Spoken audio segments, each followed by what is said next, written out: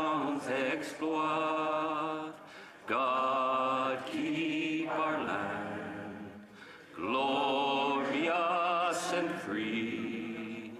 Oh, Canada, we stand on guard for thee.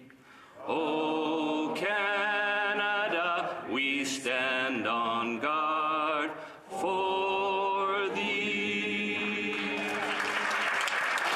Let the doors be open. Que l'on ouvre les portes. Statements by members. The Honourable Member for Halifax West. Mr. Speaker, yesterday evening, full of pride for my homeland and the country I love, we gathered to mark the 79th anniversary of Lebanon's independence. Mes plus sincères remerciements à tous. My deepest thanks to parliamentarians, senators, members of diplomatic corps, and all those who came yesterday. Lebanese people have contributed to the Canadian mosaic since the 1880s. I've heard from Canadians from across the country about their deep connections to the Lebanese communities in their regions since introducing my private member's bill to designate November as Lebanese Heritage Month. And in a few hours, I will appear before the Social Affairs Committee in the other place and speak about the value of such a designation. The special relationship between our nations is rooted in our shared democratic values, and Canada has always stepped up to help Lebanon in its time of need. In the face of hardship, now is such a time. As I said yesterday, our faith is very strong that the sun will shine again and our paradise, Lebanon, will be more beautiful than ever. Merci beaucoup. The Honourable Member for Renfrew, Nipissing, Pembroke. Mr. Speaker, over the years I've had the opportunity to work with selfless, hardworking individuals representing 20 local councils in my riding of Renfrew, Nipissing, Pembroke. This past municipal term was no exception. Thank you to those current councillors who either decided to retire at the end of this term or who were not successful. Politics is an unforgiving business. Cherish the honour. Thank you to all who stepped up and put their names forth this election. It's a big commitment. Your community thanks you for it. To individuals who ran and who were unsuccessful, take this opportunity to serve your community in other ways. The need is always here. For those candidates who are successful, welcome to public office. Welcome back for returning councillors. Now, new councillors are now being sworn in for the start of a new term in office, and the task begins. As your federal representative for the Valley, my door is always open. I look forward to working with all members of council. Congratulations and good luck.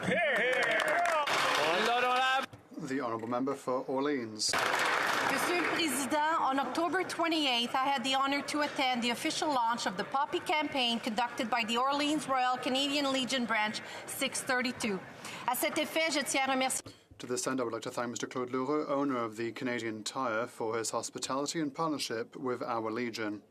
Today, I'm pleased to announce that our local Orléans Poppy campaign has collected more than $120,000.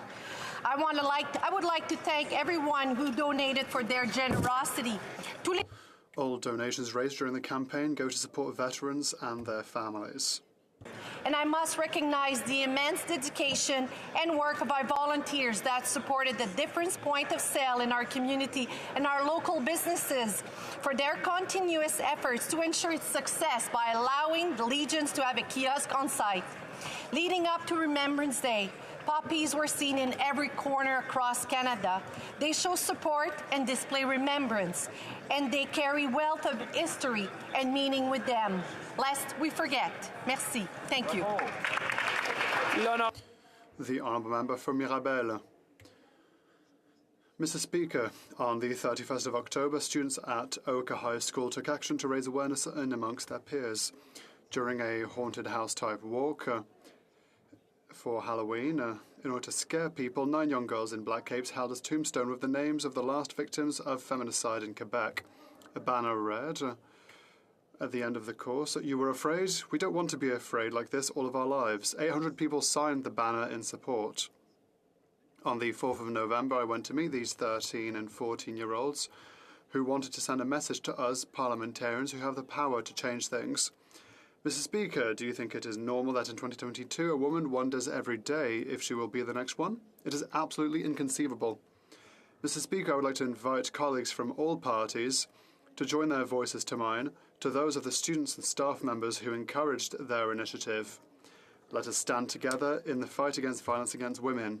Thank you. Not one more. The Honourable Member for Sherbrooke. Thank you, Mr. Speaker.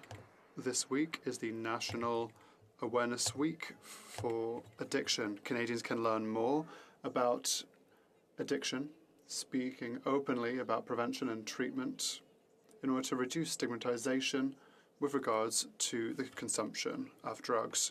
This year's theme is community-based, which is very important. It highlights the efforts implemented by communities to reduce stigmatization associated to addictions and to promote the treatment of people who are addicted, treating them with compassion, respect and empathy. It is very disappointing that the Leader of the Opposition publishing disinformation on the matter is irresponsible and dangerous. Even the former public safety advisor who worked for Stephen Harper said that this was not the right thing to do, with facts that were discredited and have been discredited for a long time. We cannot go back to the failed ideology of the Conservatives to the detriment of people's lives. The Honourable Member for Lévis-Lotbinière. Mr. Speaker, I would like to remind the Government of Bill C-215, the Employment Insurance Act, to increase from 15 to 52 weeks the number of weeks eligible for sickness benefits for serious illnesses such as cancer, and only 15 weeks of assistance no longer provides financial security for Canadians. This measure, which was passed by the House, reflects the desire of the House to move forward with these additional weeks and would solve the problem of economic protection for several generations. I would also like to point out that the Humour Committee voted unanimously in favour of the measure and to allow the bill to pass third reading. In the parliamentary process, we now need the government's royal recommendation to proceed with the bill. Bill C-215 is a model of what the Canadian Parliament, including all parliamentarians, can do best together for the best interest of Canadians. Let us be mindful and compassionate of each other for a better world here in Canada. Thank you, Mr. Speaker. The Honourable Member for Oakville North Burlington. Thank you, Mr. Speaker. Today I'd like to take a moment to highlight Canada History Week and shine the spotlight on Lieutenant Sean Livingston. Sean is a history teacher, Sea Cadet instructor, Oakville Naval Reserve Officer, naval historian, and author of Oakville's Flower, The History of the HMCS Oakville. His book and recently launched exhibit at Queen Elizabeth Park Community and Cultural Centre highlights the history of the HMCS Oakville and the heroic actions of its crew in the attempted capture and sinking of U-94 in the Caribbean on August 28, 1942. Sean's story follows the HMCS Oakville through its rise and fall as a Canadian naval legend to its revival in the town of Oakville. In recording Canada's naval history, Sean safeguards its legacy. The exhibit in Oakville is open until September 17, 2023. Come visit to see firsthand some of Canada's naval history and an important part of Oakville's history. Thank you, Mr. Speaker. The Honourable Member for Windsor-Tecumseh. Mr. Speaker, this week I had a chance to meet Mackenzie, Rose, Stevie, and Rohan, part of a delegation of close to 100 students and representatives of CASA and the Quebec Student Union on Parliament Hill this week, meeting with MPs and ministers to advocate for students. Their voice and their hard work have been critical to the strong partnership with our federal government that is helping more students attend post-secondary and helping more students fulfill their potential. Whether it's creating the Canada Emergency Student Benefit, doubling Canada student grants, eliminating the interest on federal student loans, or improving the repayment assistance plan. More than direct student supports, the voice of CASA and QSU has been vital across all aspects of our government's work, creating $10 a day childcare, passing dental and rental support, and making historic investment in public transit and affordable housing. There is more work ahead, Mr. Speaker, but our partnership with CASA and QSU will continue to deliver for all students everywhere. Thank you. Wow, well done. The Honourable Member for Thornhill. Today we learned about a cowardly, heinous terrorist attack in Jerusalem where 19 innocent civilians were injured and a 16-year-old Canadian boy was murdered. His name was Ario Shoshopak. and may his memory be a blessing.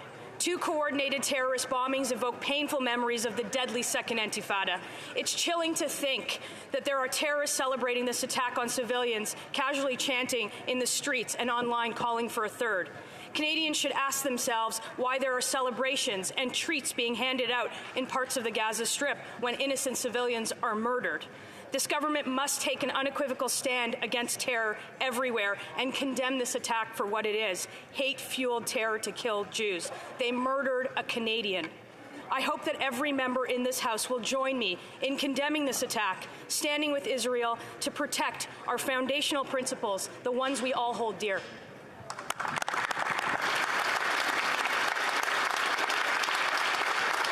The honourable member for Milton. Speaker, this past Sunday was National Child Day, and I'm proud to stand today to highlight and encourage youth engagement across our country. Young people aren't just the leaders of the future, they are leading conversations and advocacy today. Youth voices are pushing forward discussions on education, public safety, on climate action, on sport, physical activity and recreation, and our healthcare systems. Whether those voices are from student school trustees, young people who join campaigns to knock on doors for candidates they believe in, or on advocacy days on the Hill, or in peaceful protest, Mr. Speaker, youth voices matter. To those youth who fight for causes they believe in, rejecting political cynicism and apathy, you might not have a vote in our democratic system, but you do have a voice, a strong one, and your efforts are creating positive changes right across Canada. I'm talking about the kids in Kat Putzig's civics class from CKSS in Milton, who I visited 2 weeks back, or the kids from Hitherfield School in Campbellville, and all the others across our nation. Keep it up. I loved visiting schools when I was an athlete, and it continues to be an important part of my work as an MP. So to all young people, I'm inspired by your activism and encouraged by your dedication to making our communities and our country stronger. Thank you. The honourable member for Elgin, Middlesex, London. Speaker, fall harvest is in full swing in southwestern Ontario, and farmers are sharing with me their shocking natural gas and propane invoices. Canadian farmers are faced with the financial burden of the carbon tax as they undertake necessary practices such as drying grains, heating livestock barns, and irrigating crops.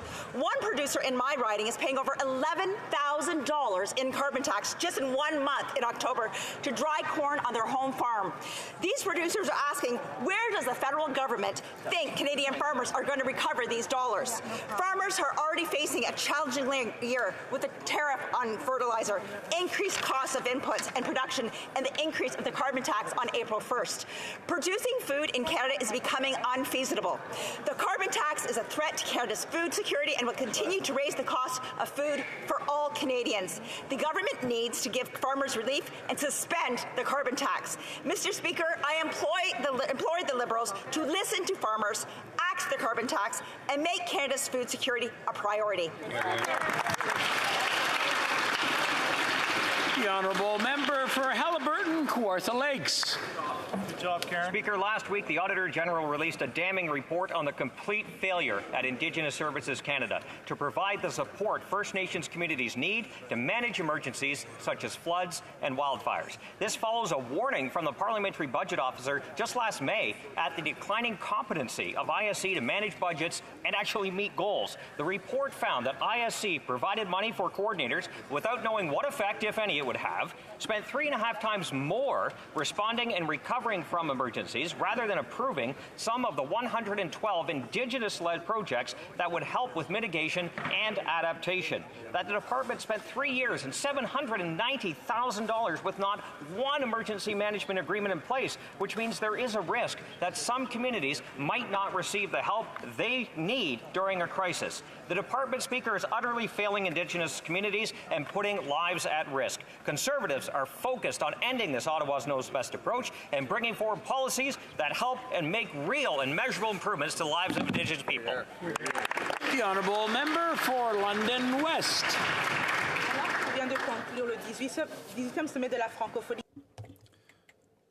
The work and the efforts about French in Canada and elsewhere in the world is more important than ever. Canada is a huge actor committing its commitment towards French in order to continue sustainable development nationally with Bill C-13 or globally. Our government continues to be a leader. The numbers from the Francophonie are 321 million people throughout the world. It's the 5th most spoken language in the world and the 4th most used on the internet. Mr. Speaker, I would like to commend Ms. Louise Mushikiwabo for her re-election as the head of the OIF and for all of their diligent work. We reconfirm our support for her and for the organization. Thank you, Mr. Speaker. The honourable member for Edmonton Strathcona. Monsieur le Président, la défense. Mr. Speaker, defending French and the promotion of French in Alberta are essential for my province and my riding of Edmonton Strathcona. Last month, Sheila Risebud announced that she would retire as the president of the Canadian Francophone Association of Alberta. I would like to thank Sheila for her amazing qualities as leader and for her many diligent years. We will miss her greatly. Thanks to a number of exceptional and brilliant women, the defense and the promotion of French are in good hands. A huge thank you to Sheila and all the amazing women. A big thank you for their excellent work. The honourable member for Rimouski et Témiscouata Basque.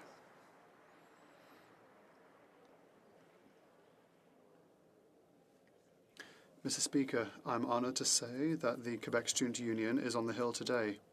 The students have come to share their proposals to better support them in the face of inflation and the challenges of the post-pandemic period.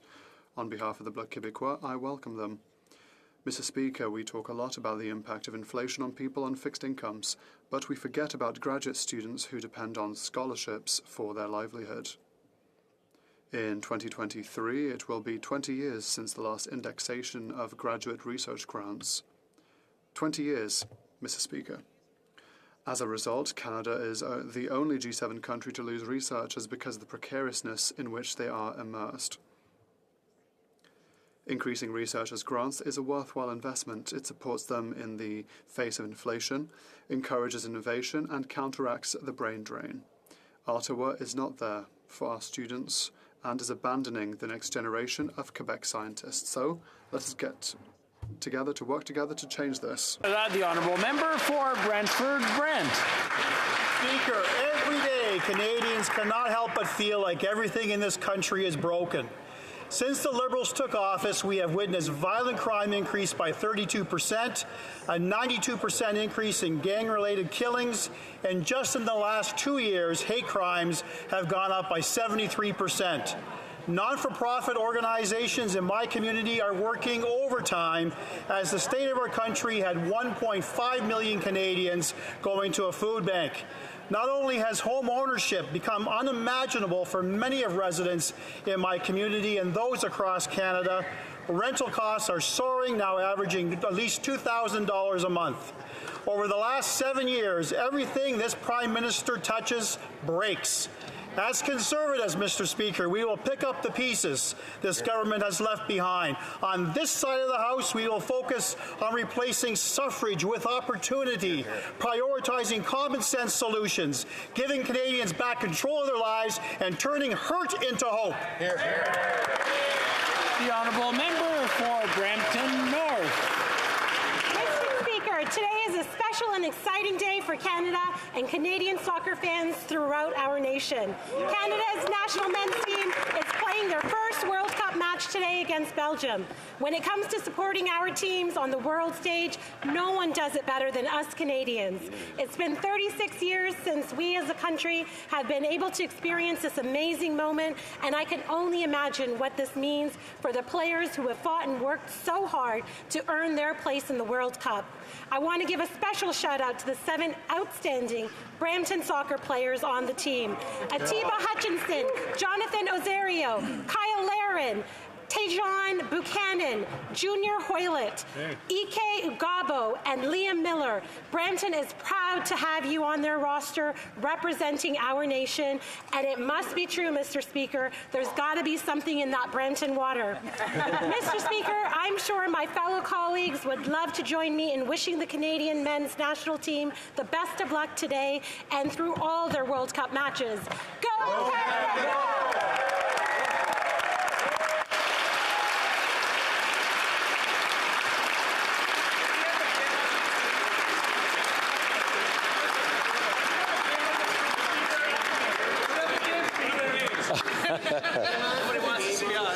Just for the record, I do not have the right to put the game on the.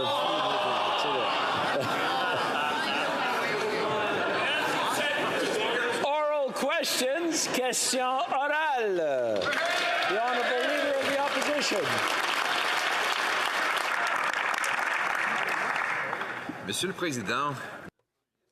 Mr. Speaker, the Prime Minister said that state actors around the world, be they China or elsewhere or others, continue to act aggressively towards our institutions and our democracy. What kinds of aggressive games are they playing? The Right Honourable Prime Minister.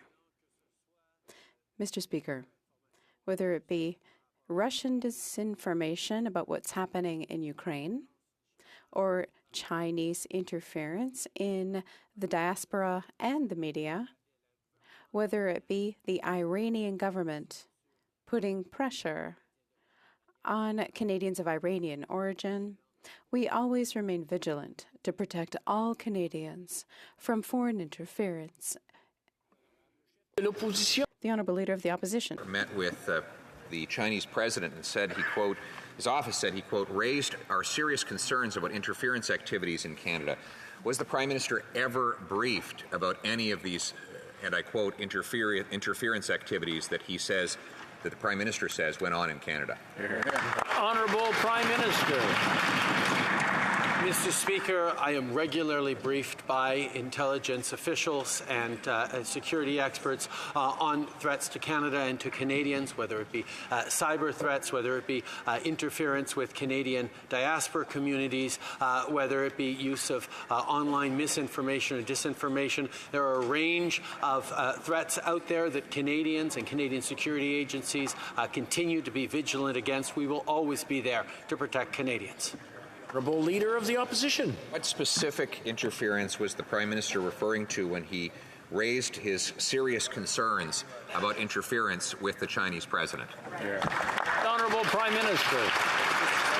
We've known for many years that there are consistent engagements by representatives of the Chinese government into Canadian communities with local media, reports of illicit Chinese police stations. These are all things that we continue to be concerned about, that our officials stay active on, and that we will continue to be vigilant around to keep Canadians safe.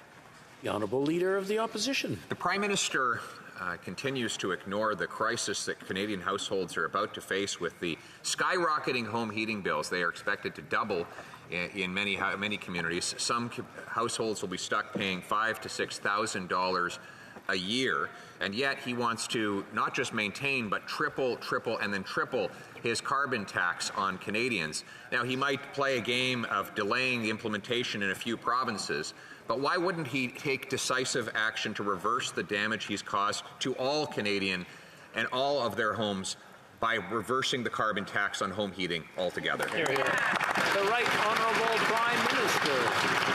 Speaker, the price on pollution returns more money to the average families across the country than it costs them. It's a way of fighting climate change and putting more money in the pockets of Canadians. That's what Canadians in Atlantic Canada and elsewhere across the country are going to be able to benefit from. As we step up in the fight against climate change, we will be putting more money back in the pockets of Canadians that need it.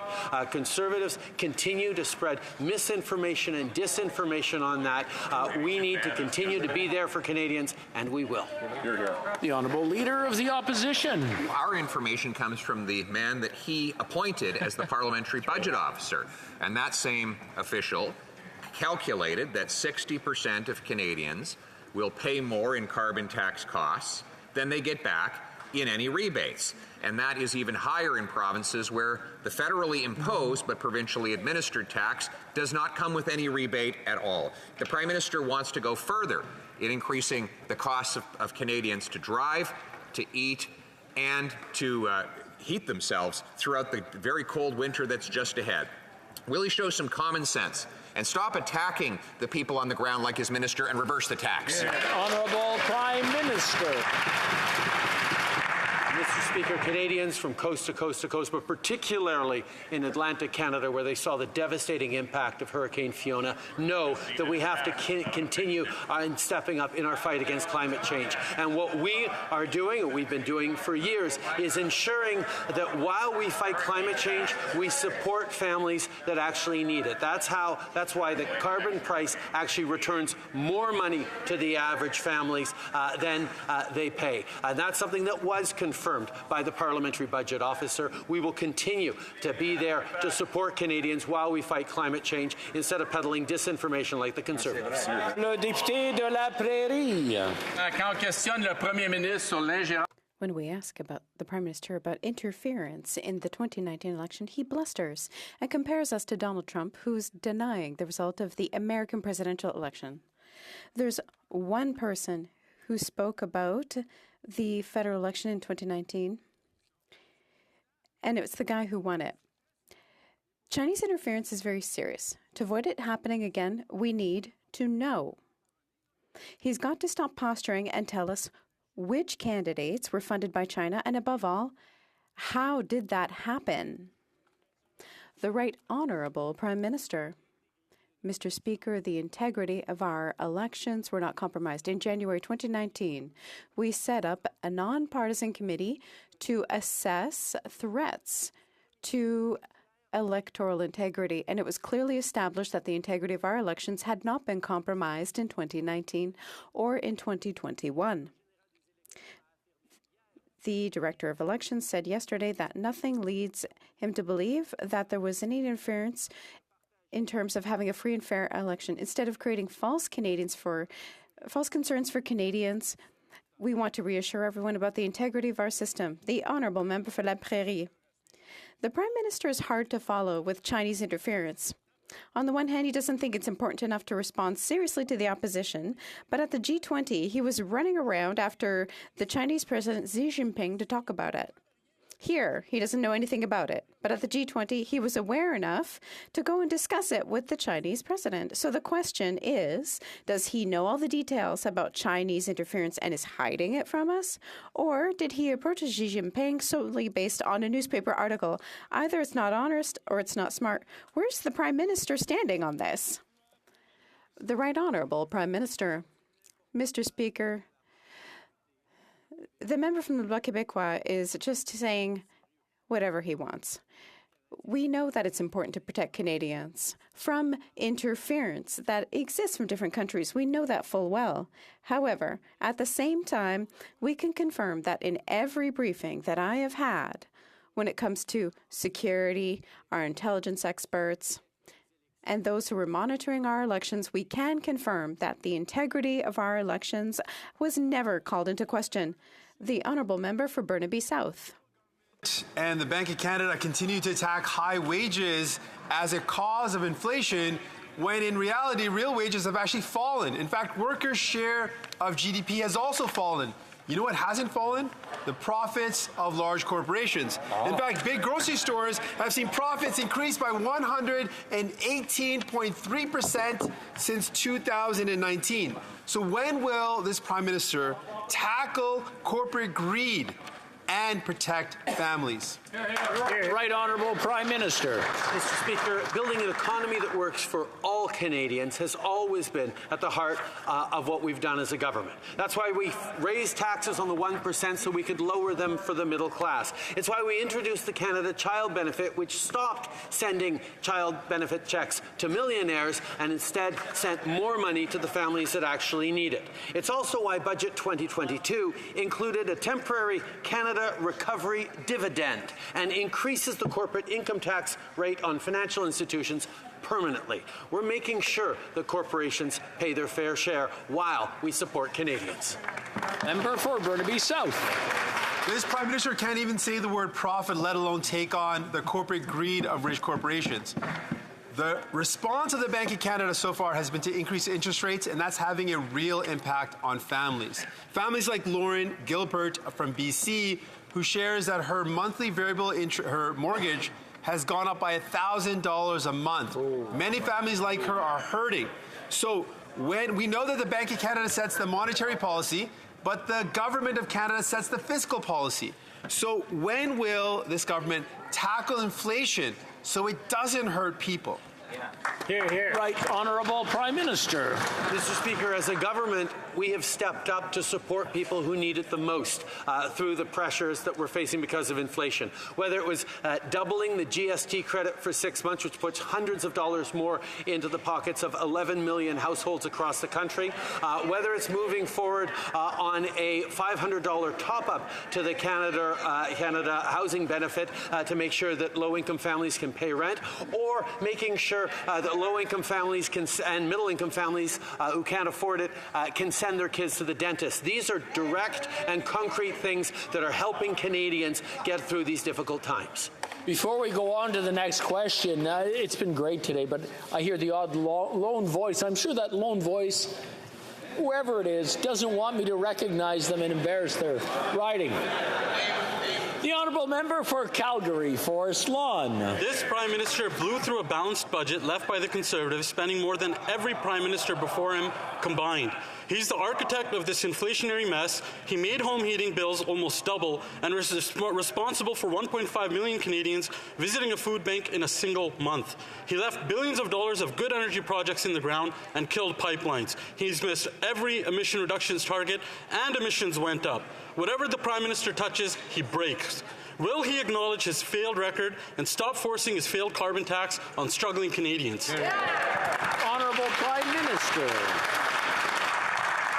Mr. Speaker, by building an economy that works for all Canadians, we've seen not only millions of jobs created, but also millions of Canadians lifted out of poverty over the past years. Because we stepped up to support small businesses and families and communities and workers and seniors and youth during the pandemic with historic supports, our economy actually bounced back faster than many of our allies. We recovered full employment 6 months before the U.S. did following the pandemic. And we're continuing to be able to support families with direct initiatives that the Conservatives are opposing because that's what we're doing for Canadians. For Calgary, Forest Lawn. Mr. Speaker, this is coming from Canada's most notorious high-carbon hypocrite.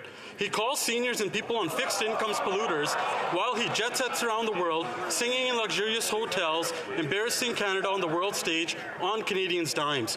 There was always a price on pollution. We all pay our gas and electricity bills. What this Prime Minister did was create a scheme to take money from seniors and those most vulnerable to fill up government coffers, all in the name of climate change. Emissions keep going up, and the Prime Minister hasn't hit a single emissions reduction target. Just a simple question. Why do Canadians have to pay for this Prime Minister to pollute?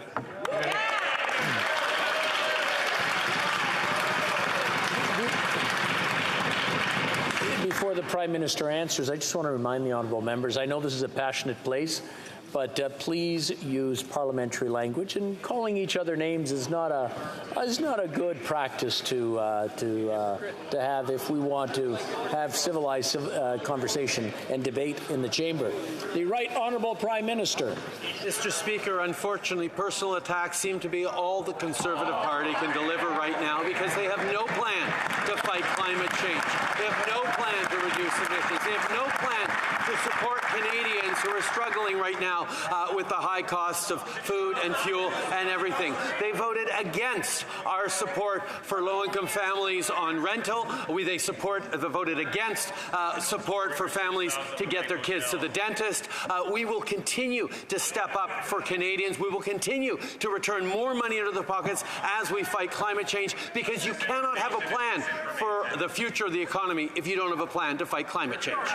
The honourable member for Thornhill. Mr. Speaker, they're struggling because of this Prime Minister's tax hikes. Canadians are worried about how they're going to heat their home through the Canadian cold winter. The Liberals' response is that they're sick and tired of hearing people complain about the cold. The Minister of Labour said that yesterday. Instead of scrapping the carbon tax, which is making it more expensive for Canadians to eat, to drive, to heat themselves, they're tripling it. They could scrap the tax that hasn't reduced emissions, but instead they're imposing it on 3 more provinces that don't want it. Canadians are the ones that are sick and tired. Will he scrap his plan on the carbon tax? The Right Honourable Prime Minister. Mr. Speaker, Conservative politicians seem to be the only people in Canada that don't think it's important to fight climate change. We move forward with a price on pollution, to preventing pollution from being free anywhere in the country, while at the same time returning more money to the families who need that support in the provinces where the federal backstop applies. This is an approach that has both fought climate change and supported families, and we're pleased to see that positive impact extending to communities in Atlantic Canada as well. For Thornhill. Liberal politicians are the only ones that seem to think that this is working. While he launches into his misleading defense of the punishing tax, Canadians know that the carbon tax these Liberals keep hiking isn't an environment plan. He knows the parliamentary budget officer that he appointed told us that 60% of Canadians pay more than they will ever get back. His plan hasn't reduced emissions. He hasn't hit a single environmental target. So instead of punishing Canadians by tripling the carbon tax, why doesn't he give Canadians a fighting chance this winter and scrap it? Right Honourable Prime Minister. Speaker, first of all, the parliamentary budget officer confirms that 8 out of 10 families receive more money back from this price on pollution than they pay into it. And at the same time, Mr. Speaker, every time the Conservatives talk about removing our price on pollution, what they're talking about is taking money out of the pockets of hardworking Canadian families, because the price on pollution puts more money in the pockets of average families across this country. That is how we both fight climate change and support families that need it. But speaking of support for families that need it, why are they opposed to dental and rental supports for Canadians? Why are they opposed to childcare that saves thousands? Député de Louis Saint-Laurent. Monsieur le Président, toutes les familles canadiennes. Mr. Speaker, all Canadian families are facing the worst inflationary crisis in 40 years, and it directly affects an essential good, which is food. Lettuce is 30% more. Various foods are costing so much more. And the Liberals' response is to triple the Liberal carbon tax. Seriously, Mr. Speaker, could the Prime Minister get up and recognize that increasing this tax during an inflationary period is not good for Canadians? The Right Honourable Prime Minister. Mr. Speaker, our price on pollution gives back to families who need it throughout the country. That's the reality that Conservatives are trying to avoid talking about. There are a lot of families who are struggling because of inflation, and that's why we are delivering a GST credit that's been doubled for 6 months and gives hundreds of dollars a month back to many households, and we're investing more into families to help families pay their rent and help pay dental care, but the Conservatives voted against those measures. The Honourable Member for Louis Saint-Laurent. The Prime Minister is not being entirely correct to not say that he is misleading the House. Since his return from COP27, this 15th ranked Prime Minister has been saying that the carbon tax is the right way to go, but that is not correct. Because what he's forgetting is that under his administration, Canada is 58th out of 63 countries when it comes to climate change. After 7 years of the Liberals imposing their climate change tax, This is the result they're getting. Could the Prime Minister get up and recognize that raising taxes during an inflationary period is really not a good thing for Canadians? The Right Honourable Prime Minister, our plan to reduce emissions is one of the most detailed in the world. We have a clear plan to prevent emissions from rising, and we are going to reduce them. We are looking for more sustainable sources of energy. This will help us to reduce our emissions and create more well-paid jobs. Measures to fight climate change must include support for workers, and I hope that I will have the support of the member for the opposition. The Honourable Member for La Prairie. Mr. Speaker, let's move on to solutions. 11 candidates received funding from China during the 2019 elections. It proves that we must fight against foreign interference in our democracy. And that's a good thing, because in this case, it's super easy. We just need to come back to public funding of political parties. We need to have Elections Canada fund parties based on the number of votes they receive instead of relying on large donors. We could do that tomorrow morning. Does the Prime Minister realize that as foreign interference increases, public funding is becoming essential? The Right Honourable Prime Minister.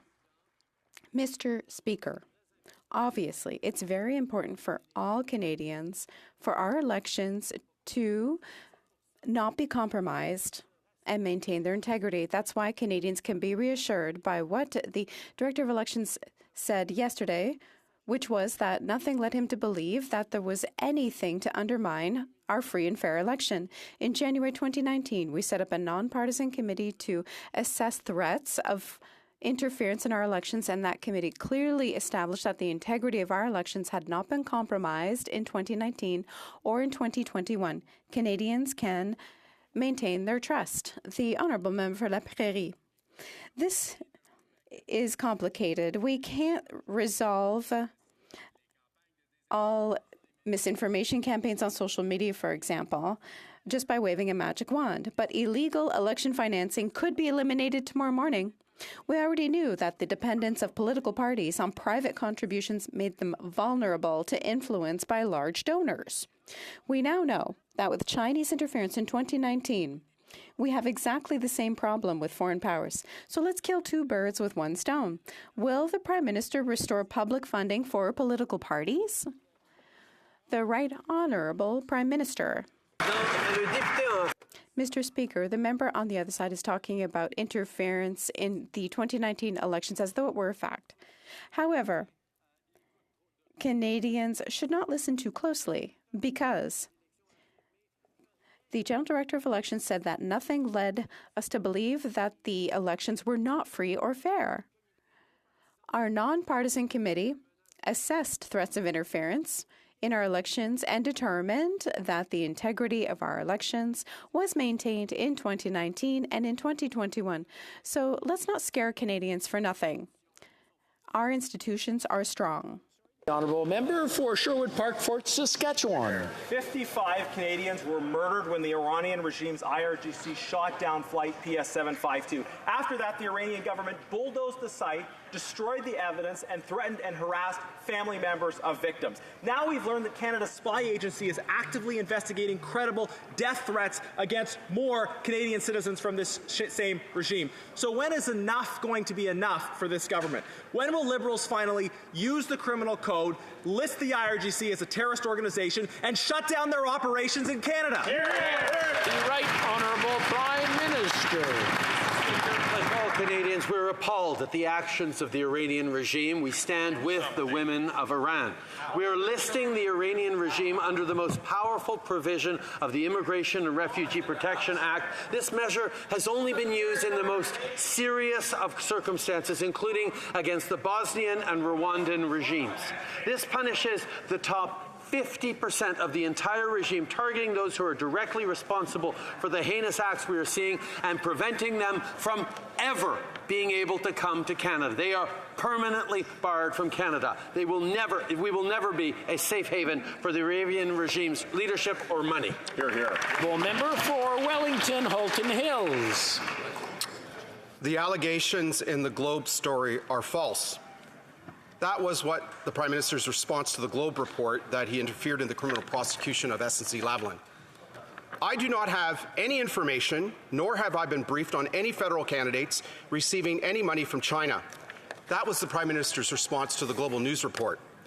The Prime Minister sows doubt when these kinds of reports are published. The best way to protect the integrity of a democracy is transparency. So when will the Prime Minister be transparent about all the facts concerning the 2019 election funding of candidates? Hear, hear. Right Honourable Prime Minister. In all the extensive security briefings I have received, there has never been any information on federal candidates receiving money from China. We established a nonpartisan panel to evaluate any threats of election interference in January 2019, and they were clear that the integrity of our elections was not compromised in either 2019 or 2021. And the Chief Electoral Officer just said yesterday that there is no reason to believe that it was not a free and fair election. Mr. Speaker, Canadians can be reassured that our election integrity held. The Honourable Member for St. Albert, Edmonton. Speaker, after 2 weeks of suspicious silence, the Prime Minister now suddenly claims that he was never briefed about candidates receiving money from Beijing. Yet Global News is reporting that last January, the Prime Minister received intelligence memos that Beijing's Toronto consulate directed the funneling of a large sum of money to 11 candidates in the 2019 election. So, did the Prime Minister receive those intelligence memos, yes or no? Hear, hear. The Right Honourable Prime Minister. Third time today, Mr. Speaker. In all the extensive security briefings I get, there was never any information given to me on candidates receiving money from China. So, no, Mr. Speaker. The reality is the integrity of our elections was not compromised. And people don't have to take my word for it. They can look at the independent panel we appointed to look at just that, or the elections officer, Canada Elections Officer, who just said yesterday that they were not compromised, our elections. L'honorable député de Mégantic-L'Érable. Le directeur général des élections a aussi dit hier. The Chief Electoral Officer also said yesterday that it's not his role to investigate and follow up on complaints.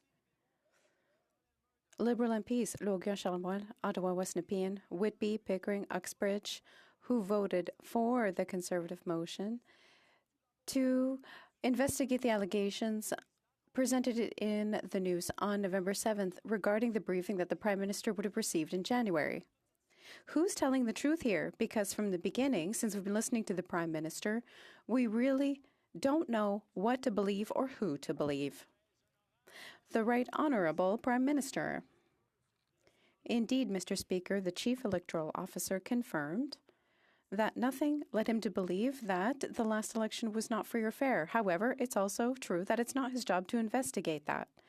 The nonpartisan committee that was created in 2019 to assess threats and interference in our democracy clearly established that the integrity of our elections had not been compromised in 2019 or 2021.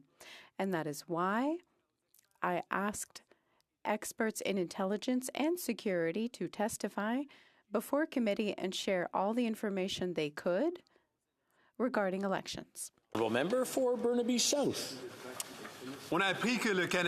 We've learned that Canada has one of the worst records when it comes to fighting climate change, one of the best records for subsidizing oil and gas. That's bad news for the planet. When will this government eliminate subsidies for oil and gas, invest in renewable energy, and do what we have to do to protect the planet? The Right Honourable Prime Minister. 27, our government fought hard so that the world did not backslide on phasing out fossil fuel subsidies and coal, and reiterated our commitment to phase out fossil fuel subsidies within the next 2 years. We're taking real action to fight climate change, having already phased out 8 tax breaks for the sector and have committed to over $100 billion to climate action. While Conservative politicians want to make polluting free again, we will keep pushing forward on our ambitious and achievable plan. The Honourable Member for Burnaby South. When a company goes bankrupt in this country, financiers are sure they're going to get paid. Big banks get paid, but you know who doesn't? Workers, because they see their wages, their severance, their benefit, and their pensions stolen.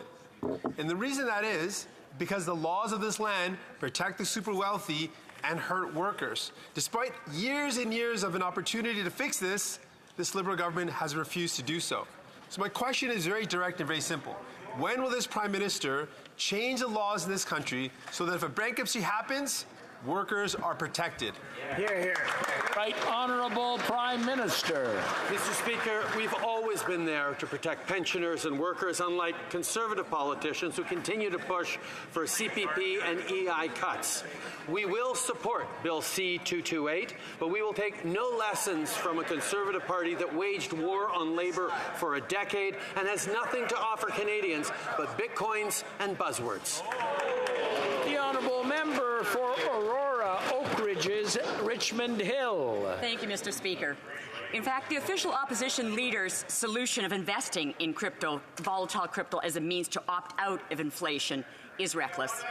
If Canadians had followed his advice, their life savings would now be decimated.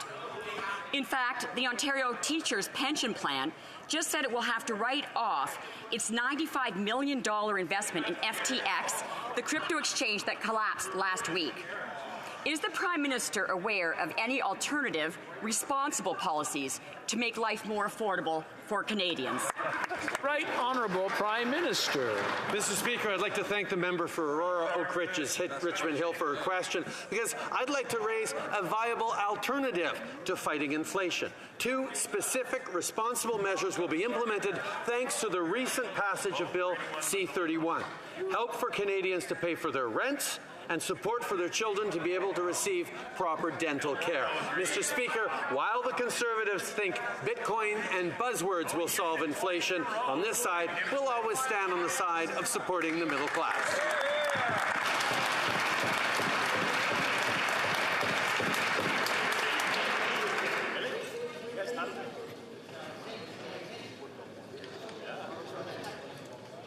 I just want to make sure everybody's calm, and I noticed, I won't mention the Honourable Member, but he's sitting right next to the person who's asking a question. I'm sure he's not going to say anything while the answer is coming back to her, so that the Honourable Member for Kildonan and St. Paul can hear the answer that comes back. The Honourable Member for Kildonan and St. Paul. Thank you, Mr. Speaker. Canada has seen a 92% increase in gang-related homicides since this Liberal government took office. There were 124,000 more violent crimes last year than when this Prime Minister took office in 2015.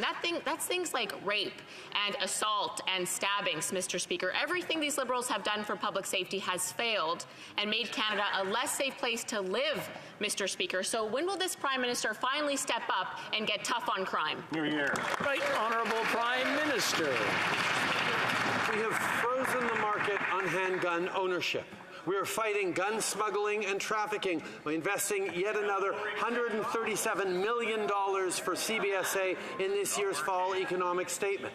And our new legislation will also help revoke licenses for people who've been charged with domestic violence or stalking. These are evidence-based measures that will save lives. And while we're fighting to make our communities safer, the Conservative Party is fighting to make assault weapons legal again. The Honourable Member for Kildonan St. Paul. Mr. Speaker, this Liberal government's record speaks for itself. They are failing to keep Canadians safe, and violent crime doesn't just happen. It's from failed Liberal policies. It's things like the Liberals' Bill C-5, which ends mandatory prison time for serious gun offences, things like robbery with a firearm, extortion with a firearm, firing a gun with the intent to hit someone with the bullet, Mr. Speaker. No longer mandatory prison time under this Prime Minister. Now that criminal can serve house arrest in the comfort of his home. That's their approach to solving violent crime in this country, Mr. Speaker. It is ridiculous, and it's endangering Canadian lives. When are they going to smarten up and get tough on crime and clean up our streets, Mr. Speaker? The Right Honourable Prime Minister. Speaker, we have now passed legislation legislation to address the overrepresentation of Black Canadians and Indigenous peoples in the criminal justice system. What Canadians deserve is legislation that goes after criminals while protecting our communities and holds up in court, which is where the Conservative Party's tough on crime approach consistently failed to protect Canadians that way. If it's being struck down by the courts, it's not protecting communities. So we will not follow Conservatives' failed approach that doesn't protect Canadians and violates people's fundamental rights. The Honourable Member for Charlebourg, Haute-Saint-Charles.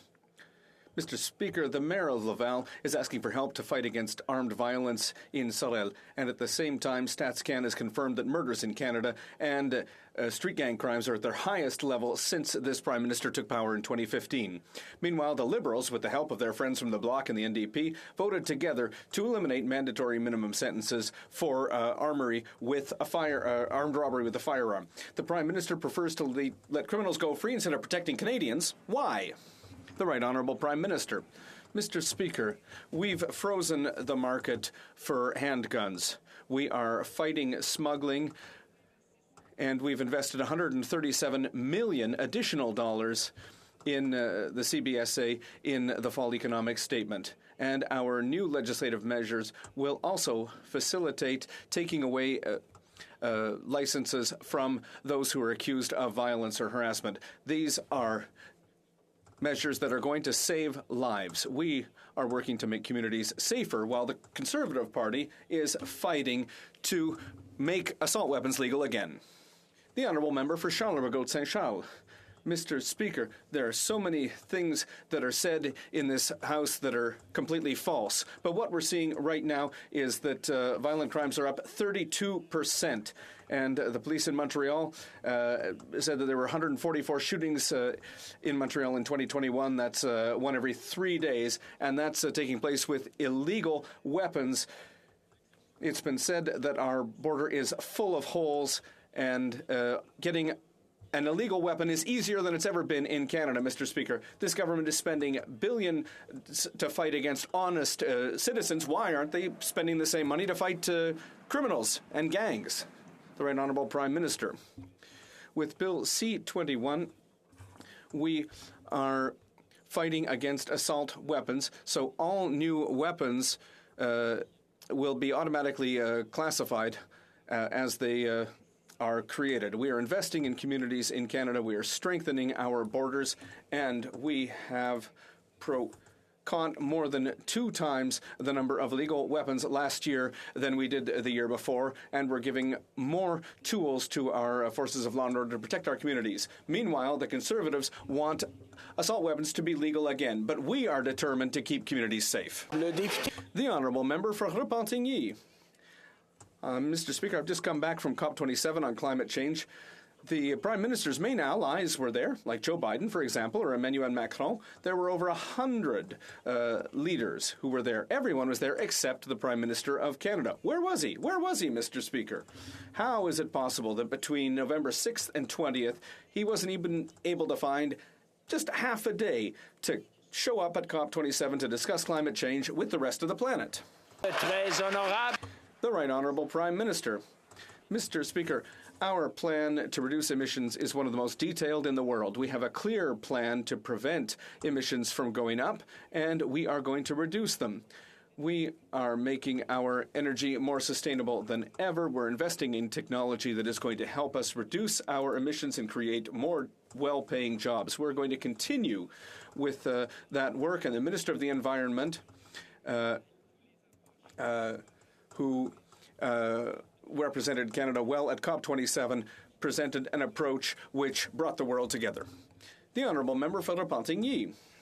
As Prime Minister of a G7 country, he had a golden opportunity at COP to talk about climate change. But not only did he not take that opportunity, he left it to the oil and gas companies. He invited 6 oil sands companies to sing their own praises at a climate change summit. He even mandated his environment minister to defend the oil and gas sector by preventing COP from including in its final declaration that we need to reduce our consumption of oil and gas. So, at the end of the day, did the Prime Minister boycott COP to avoid having to justify his record before the cameras?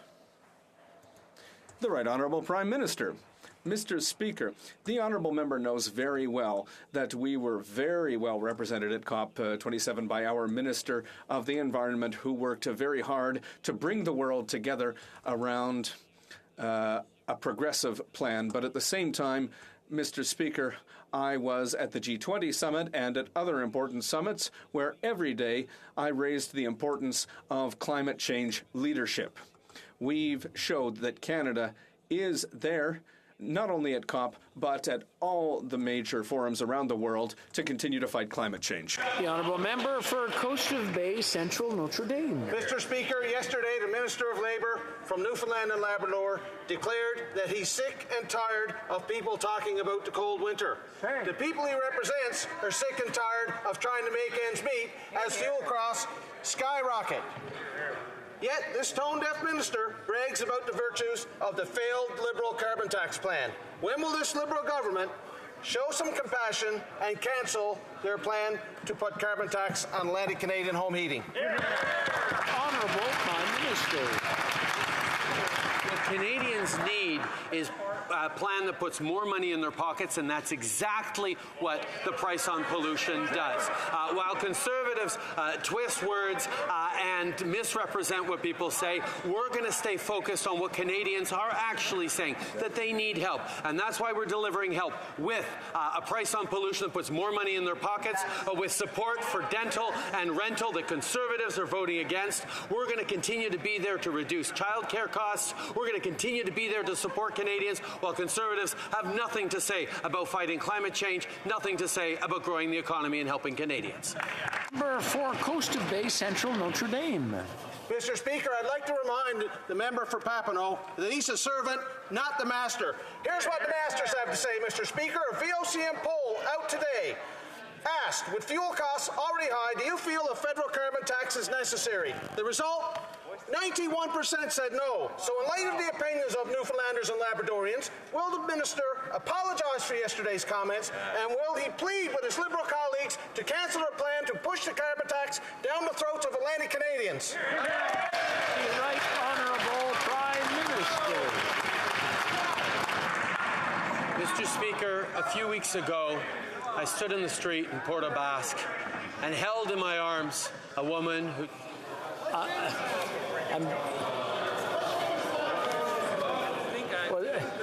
I'm getting a look from the Deputy Whip, but he's not hearing the yelling that's going on right in front of me. I just want to hear the answer, and I'm sure everyone else does as well. So, the Right Honourable Prime Minister, from the top, please. Mr. Speaker, a number of weeks ago, I stood in the street in Port aux Basques and held in my arms a woman who'd seen her house destroyed by Hurricane Fiona. People in Newfoundland and Labrador, and indeed across Atlantic Canada, know, unlike Conservative politicians, that climate change is real. And we need to do everything we can to fight against it while supporting hardworking families. That's why, unlike what the Conservative politicians say, we're making sure that pollution is not free anywhere across the country, and we're putting more money in the pockets of hardworking families in Newfoundland and Labrador and elsewhere. The Honourable Member for South Shore St. Margaret's.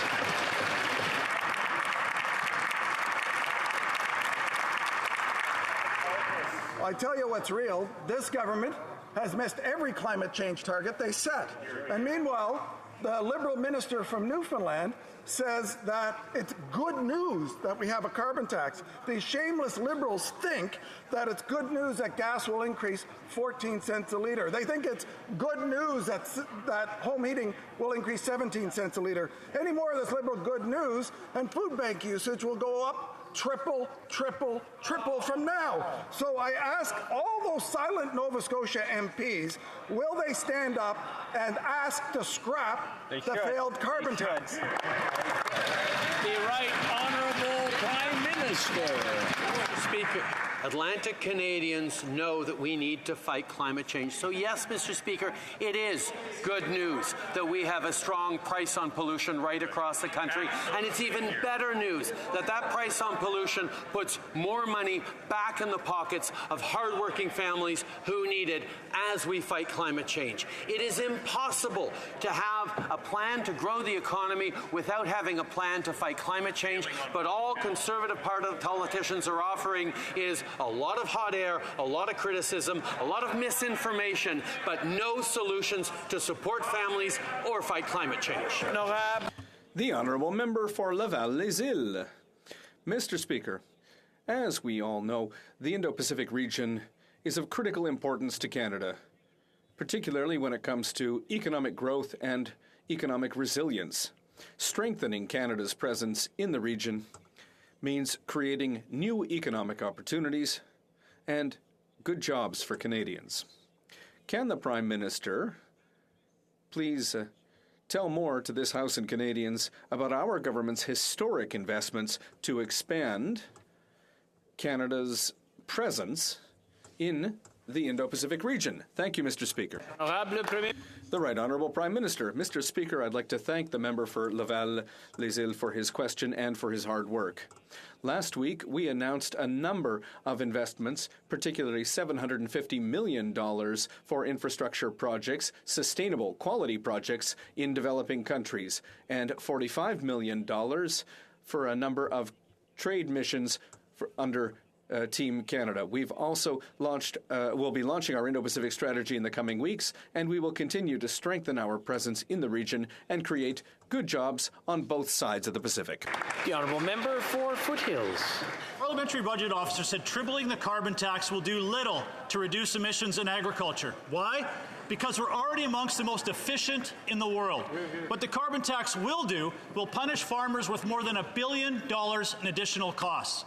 And now the NDP Liberal Carbon Tax Coalition wants to expand that punishing tax to include Eastern Atlantic Canadian farmers. Emissions from agriculture in Canada are 70% lower than the global average. So why is the Prime Minister punishing Canadian farmers for that incredible achievement instead of praising them? Hear, hear. The Right Honourable Prime Minister.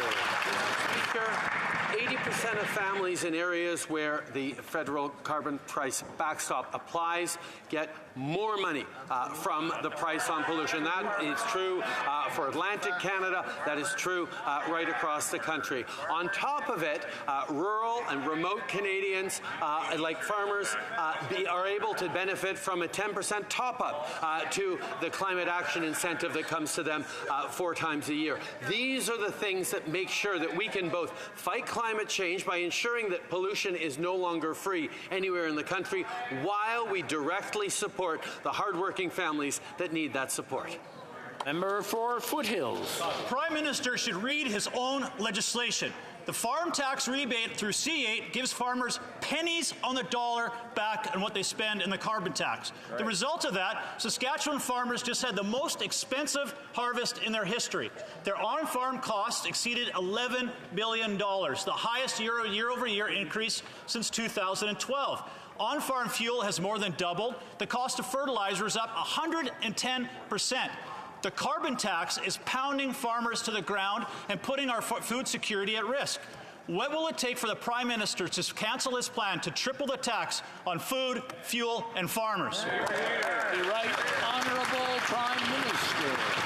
Mr. Speaker, from the supply chain disruptions of the pandemic to the war on Ukraine, there have been global disruptions that have impacted Canadians, including Canadian farm families. At the same time, however, putting a price on pollution not only prepares and ensures that we're ready to be competitive in a lower carbon world in the coming decades, it also puts more money back in the pockets of hardworking families that need it every single year. This is the approach that both fights climate change to ensure a better future for our kids and grandkids, while at the same time supporting families right now. We will continue to be there for families. Honourable Member for Lethbridge. While the Prime Minister has no problem spending $6,000 of taxpayer money on one single hotel night, Canadians are struggling just to feed their families. Thanks to these Liberals, everything in this country is broken. 1.5 million Canadians access a food bank in a single month. Inflation is at a 40-year high, and over half of all Canadians are living paycheck to paycheck finding it difficult to make ends meet. So the question is simple. When will the Liberals stop making life difficult for Canadians and actually give them control of their lives? Right Honourable Prime Minister. Speaker, I've spoken about the dental and rental supports that'll make a real difference in Canadian families' lives immediately that Conservatives voted against. But I haven't spoken yet today about the childcare initiatives that we put forward. Reducing childcare to $10 a day, cutting childcare fees in half for Canadian families right across the country this year is saving them thousands of dollars at a time where indeed pennies are tight for everyone. Unfortunately, Mr. Speaker, the Conservative Party continues to oppose childcare, continues to oppose rental and dental supports. We're going to be there for Canadians while they leave people behind. Honourable Member for Vaughan Woodbridge. Mr. Speaker, it is very clear that harsh, ineffective policies from the previous Conservative government did not succeed in making our communities safer, while also contributing to the overrepresentation of Indigenous people, as well as racialized and marginalized Canadians in our justice system. Can the Prime Minister inform the Chamber of the concrete steps we are taking to move past those policies and adopt a better working approach to making our justice system accessible, efficient, and fair? Thank you, Mr. Speaker. Right Honourable Prime Minister. Mr. Speaker, I want to thank the member for Vaughan Woodbridge for his question and the hard work he does for his constituents. I'm proud that Bill C-5 has now received royal assent. It is a long overdue and essential step for our criminal justice system. It'll give the judges the flexibility to impose sentences that fit the crime and contribute to address the over-incarceration of Indigenous, Black, and racialized people. We believe in a justice system that is tough when it needs to be tough, but is always fair. The Honourable Member for Burnaby South. Thank you, Mr. Speaker. The genocide against Indigenous women, girls, and 2S LGBTQIA plus people is ongoing and only getting worse as violence increases. Despite their promises, the government hasn't taken action. The last budget has no investments to help Indigenous women and girls, and funds meant to build shelters have been left unused. The Prime Minister must show leadership to keep his government's promises. So what is this Prime Minister going to do to accelerate the implementation of all calls for justice? Honourable Prime Minister. Speaker, over the past number of years, we've invested historic amounts in supporting the fight against gender-based violence across this country, in support for 2S LGBTQI plus communities, in support for Indigenous housing and Indigenous-led solutions. We know there is always much more to do, but this government will continue to be a partner on the road to reconciliation, showing up with real investments, showing up with capacity building, showing up to keep Indigenous people safe and looking towards a brighter future. The Honourable Member for Richmond Arthabaska. Mr. Speaker, Francophones across the country are unanimous when it comes to Bill C-13. The coordination of the implementation of the Official Languages Act must be confided to one single entity, the Treasury Board. The Liberal government agreed in its white book in 2021, or white paper rather, in 2021. However, this isn't the case in Bill C-13 in its current form. Can the Prime Minister please confirm to all Francophone Canadians that this essential element will be included in the bill, as has been asked for by every organization that defends Francophones in Canada? The Right Honourable Prime Minister. I'd like to thank the member for his question. I share his concern when it comes to protecting our official languages. In Bill C-13, we are strengthening the Treasury Board's powers when it comes to official languages. This bill is the result of a lot of hard work that started in 2018, and consultations were undertaken with Canadians across the country. C-13 is currently at committee stage, where unfortunately the Conservatives and the Bloc Québécois are blocking debate. We hope that they will stop playing political games and will start to look at very important amendments so that we can protect French from coast to coast to coast. C'est tout le temps que nous avons pour la... That's all the time we have today for question period. Draw the attention of members to the presence in the gallery of the Honourable Tammy Scott Wallace, Minister responsible for Women's Equality and Minister of Tourism, Heritage and Culture for the province of New Brunswick.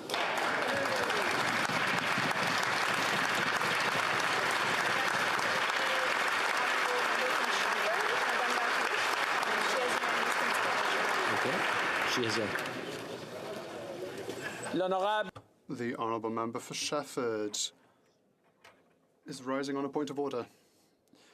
There's been consultation between parties, and I believe that you will note that there is unanimous consent with regards to the following motion, that this House call on the government to establish as soon as possible an independent commission of inquiry concerning the toxic culture in Canadian sports organisations.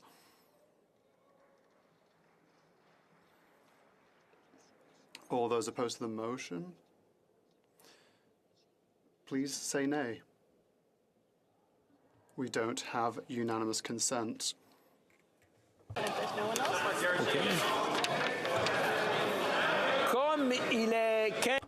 As it is 3:18, pursuant to the order made on Thursday, June 23rd, 2022,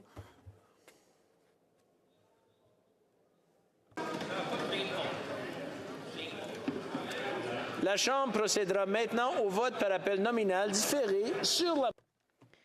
The House will now proceed to the taking of the deferred recorded division on the motion at second reading stage of Bill C-291 under private members' business. Call in the members.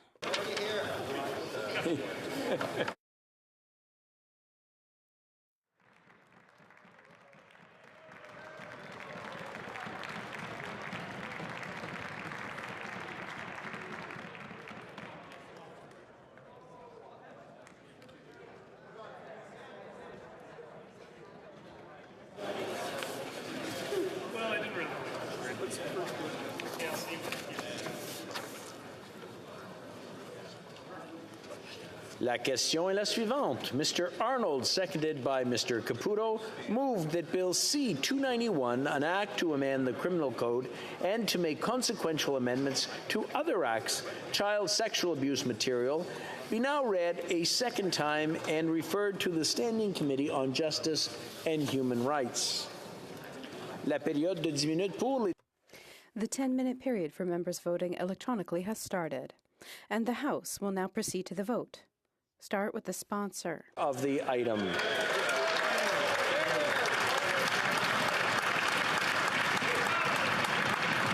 We will now proceed to members participating in person. All those at